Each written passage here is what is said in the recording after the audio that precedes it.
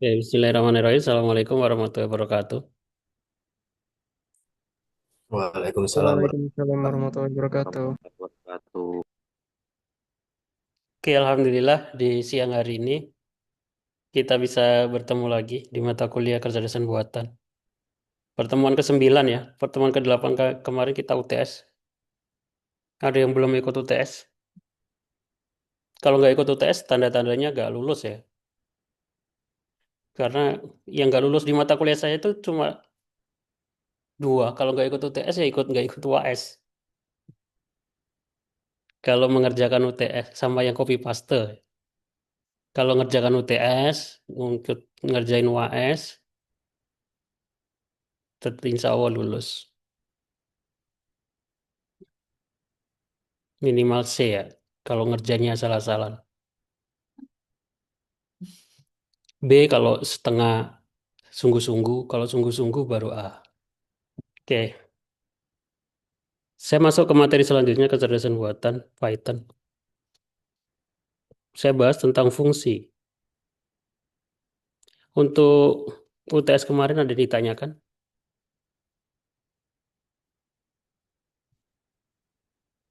Nggak ada ya? Gak ada Pak. Oke, saya anggap sudah paham semuanya berarti. Kita, saya bahas dulu tentang fungsi.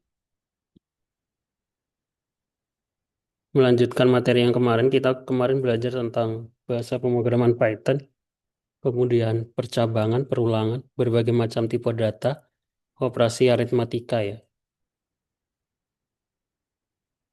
Selanjutnya ini kita bahas tentang fungsi. Fungsi itu apa? Fungsi dalam Python didefinisikan menggunakan kata kunci def, diikuti dengan nama fungsi dan tanda kurung. Fungsi itu apa? Fungsi itu untuk memecah sebuah program menjadi bagian kecil-kecil ya, sehingga kita tidak perlu melakukan hal yang sama berulang kali. Di dalam bahasa pemrograman Python, fungsi ditandai dengan tulisan, definisi, disingkat def, df, diikuti dengan nama fungsi. Tujuannya kita nggak perlu melakukan hal yang sama berulang kali. Jadi, kalau kita ada sebuah program atau program itu melakukan yang sama berkali-kali kan kita nggak perlu menulis programnya berkali-kali. Sekali lagi terus kita panggil, kita masukkan ke dalam sebuah fungsi terus kita panggil. Contohnya ini, fungsi untuk mencetak hello world ya. Di sini ada def, terus diikuti dengan name of the fungsi, nama fungsi. Tandanya fungsi itu apa? Tandanya fungsi itu ditandai dengan ada sebuah tanda kurung tutup kurung. Di dalamnya ini adalah isi fungsinya, diikuti dengan indentasi. Di sini indentasi maksudnya tab, ya. Print fungsinya untuk mencetak hello world. Jadi kalau kita ingin melakukan mencetak hello world berkali-kali, kita nggak perlu menulis print hello world berkali-kali, cukup panggil nama fungsinya. Ini saya kasih contoh aja ya, biar lebih jelas. Di Saya buka dulu IDE Python online.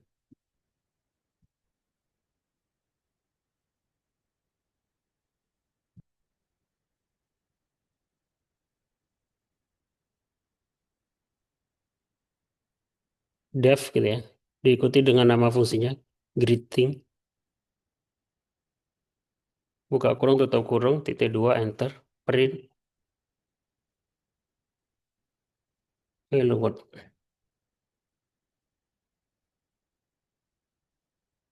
Kalau ini saya jalankan,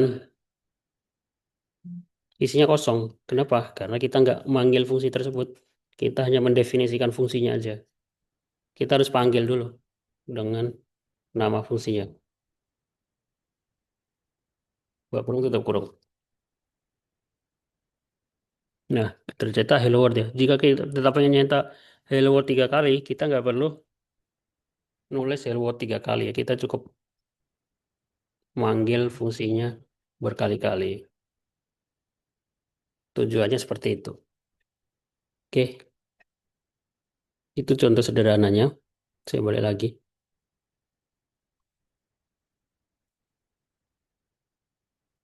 Berikut adalah contoh fungsi yang tidak menggunakan parameter. Oke, jadi fungsi nanti dibagi menjadi dua. Fungsi dengan parameter dan fungsi tanpa parameter. Ini contoh fungsi tanpa parameter. Sama seperti tadi ya, hello world. Ini print selamat datang di dunia Python. Kita panggil nama fungsinya. Selamat datang di dunia Python. Nah, yang kedua adalah jenis fungsi dengan parameter.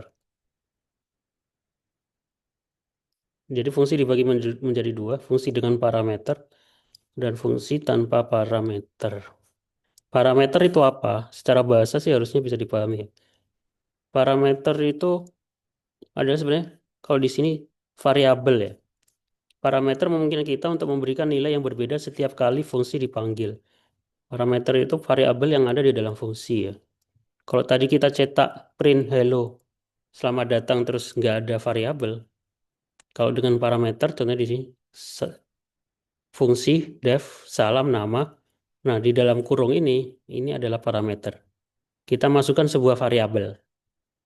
Jadi kita nanti menjadi kita masukkan sebuah nama gitu ya. Print halo, namanya ini menjadi variabel. Selamat belajar Python. Jadi fungsinya nanti bisa berubah-ubah. Jadi ketika kita panggil salam nama, nama fungsinya, kita isi dengan sebuah variabel. Budi gitu ya. Menjadi halo Budi. Jadi ininya kita tinggal ganti-ganti. Mau Budi, Wawan, atau yang lainnya. Jadi kita nggak perlu mencetak berkali-kali. Kita isi dengan variabel. Dan variabelnya itu bisa lebih dari satu ya. Bisa dua atau tiga dipisahkan dengan koma nanti. Fungsi dengan parameter. Terus ada juga fungsi dengan nilai kembalian. Maksudnya gimana? Fungsi dengan nilai kembali atau return. Return itu nilai kembali. Maksudnya nilainya dikembalikan. Contohnya adalah fungsi juga dapat mengembalikan sebuah nilai menggunakan kata kunci return. Def penjumlahan. Nah, ini ada variabelnya, variabel A ditambah B, variabel A dan B. Return A ditambah B. Jadi A ditambah B ini nanti dikembalikan nilainya ke dalam fungsi. Jadi kita harus membuat variabel baru untuk menangkap nilai itu. Jadi hasil sama dengan penjumlahan A 3, B 4. Berarti 3 ditambah 4 masuk ke dalam hasil, baru bisa dicetak. Jadi cetaknya itu di luar fungsi, menggunakan fungsi return. Outputnya 7. Oke, bisa dipahami? Sampai sini ada yang ditanyakan? Contoh, saya kasih contoh ya. Langsung ke contoh. Buat fungsi untuk mencetak ganjil dan genap yang menerima satu parameter atau bilangan dan menampilkan apakah bilangan tersebut ganjil atau genap. Jadi kita buat fungsi atau buat program untuk mengecek apakah bilangan tersebut bilangan ganjil atau bilangan genap ya. Nama fungsinya ganjil atau genap. Terus parameternya sebuah angka, ya, sebuah huruf angka. Baru nanti outputnya, contohnya di sini, ganjil genap. Kita masukkan angka 12. 12 outputnya, 12 adalah bilangan genap. Nanti kalau kita masukkan 11, outputnya 11 adalah bilangan ganjil. Implementasinya gimana? Ini saya sudah kasih contoh. Pertama kita buat fungsi dulu ya.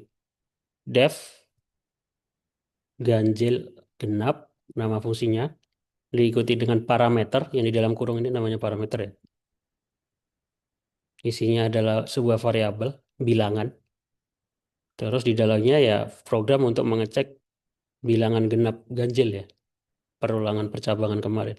If bilangan modulus 2 sama dengan 0, jika bilangan itu dibagi 2 sisanya adalah 0, sama dengan 2 kali itu bukan memberi nilai, tapi mengecek apakah nilainya adalah 0, cetak bilangan adalah genap.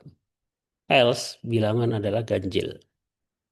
Berarti kita buat inputan angka integer input masukkan sebuah bilangan ganjil genap angka. Outputnya adalah kita masukkan angka 21. 21 adalah bilangan ganjil. Bisa dipahami? Ada pertanyaan untuk fungsi? Supaya lebih jelas, saya kasih tugas ya. Ini dikerjakan minggu depan nanti saya bahas. Menghitung berat gaba kering panen GKP. Ini saya cari soal yang ada hubungannya dengan THP. Dalam proses pasca panen padi, diperlukan perhitungan berat gaba berdasarkan volume gaba yang ditampung dengan tangkat kadar air gaba. Buatlah sebuah fungsi hitung berat kering dengan parameternya adalah volume dan kadar air yang menerima dua parameter, volume gaba dalam liter, kadar air gaba dalam persen. Gunakan rumus menghitung berat gaba kering ya. Berat gaba kering dalam kilogram adalah volume dikali nilai gabanya ini 0,64 kg adalah massa jenis gaba rata-rata dikali 1 dikurangi kadar air dibagi 100. Kadar air adalah kadar air gaba saat ditimbang.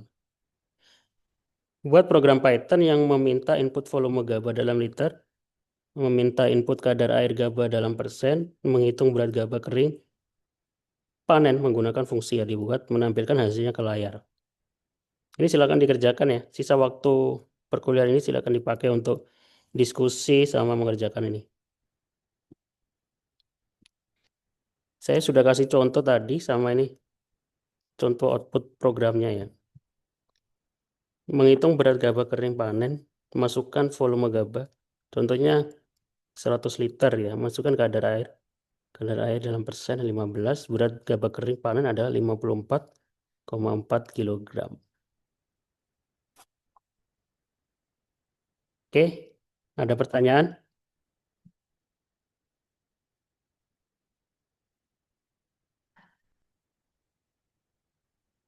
Tugasnya diupload di e-kampus ya, dalam bentuk PDF, jangan file Python-nya yang diupload.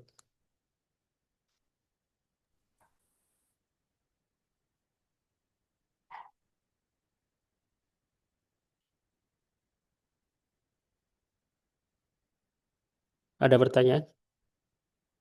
Enggak ada? Cukup, Pak. Cukup sih. Oke. Cukup, Pak. Waktunya sampai pertemuan selanjutnya ya. Silakan di-upload di e-kampus. Mana e-kampus?